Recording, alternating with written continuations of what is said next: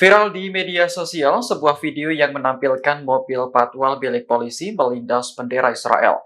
Peristiwa ini diduga terjadi di Banjarnegara, Jawa Tengah pada Minggu 23 Juni kemarin. Dalam video, terlihat sebuah bendera Israel berukuran besar dibentangkan di atas aspal. Tak berselang lama, muncul mobil patwal polisi yang melindas bendera tersebut. Aksi serupa juga diikuti oleh orang-orang berkuda yang mengenakan kefiyeh.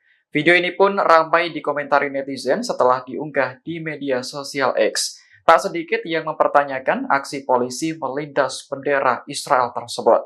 Hingga akhirnya unggahan tersebut ditanggapi oleh Divisi Humas Polri. Dalam kolom komentar, Polri menyampaikan terima kasih dan berjanji akan menindaklanjuti kejadian tersebut.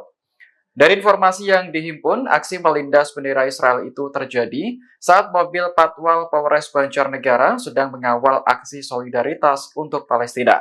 Massa berkumpul di utara alun-alun Banjarnegara dan melakukan long march melintasi sejumlah jalan. Dalam video lain, massa hingga pasukan berkuda juga ikut menginjak-injak bendera Israel. Download Tribun X sekarang, menghadirkan lokal menjadi Indonesia.